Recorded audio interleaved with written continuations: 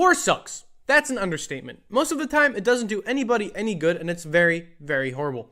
Now, with that being said, fighter jets are very cool. One might even say the coolest vehicles ever.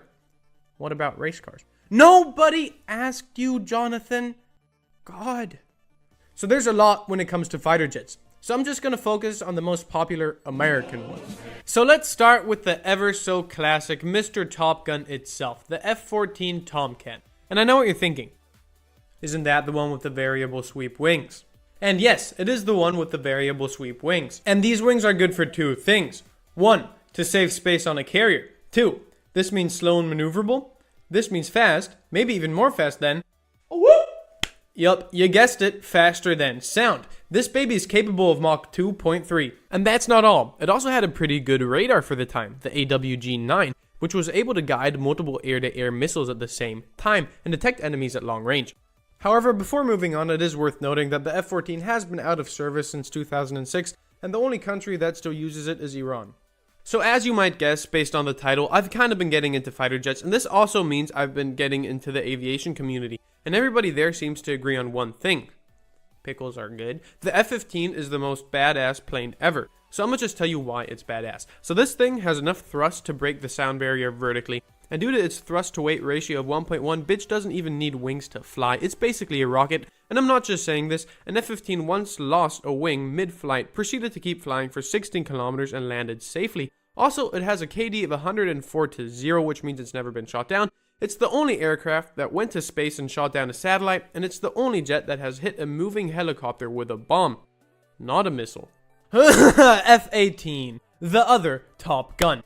Now, the F-18 is the go-to carrier fighter because it has foldable wings to save space, and since carrier landings can be a bit rough, it has a strong airframe and a double-thick landing gear. Furthermore, like the other two jets I mentioned, it has what one would call multi-role capability, which means it can just do a bunch of stuff, like air superiority, which basically just means it can be superior to anything else in the sky, ground attacks, reconnaissance, and electronic warfare.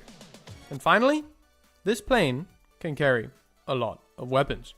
Now, I'm sure you might know the next one for being very good at killing balloons. The F-22 Raptor. So the F-22 is an air superiority fighter like the F-15 was, except for that the F-22 is still superior to literally anything. Cause number 1, stealth. So the combination of radar absorbing materials, an internal weapons bay, and a carefully designed shape caused this thing to have a radar cross section of a bee. Is that the Lockheed Martin F-22 Raptor? It wasn't a bee.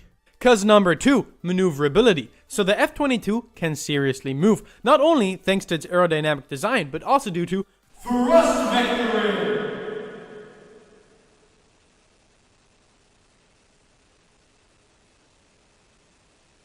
Oh yeah. And that's not the only thing these engines can do. The F-22 can which means it can travel at supersonic speeds without afterburner. And there's a bunch of other stuff that makes the F-22 and all the other planes I mentioned very good at, destroying stuff, I guess.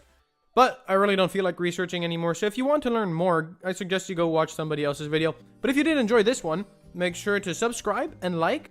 I prefer subscribing though, because that number makes me happier for some reason. And then leave a comment. I do read those, and I'm sorry for not posting for so long. I do have to still focus on school and stuff, but I'll try to do better next time.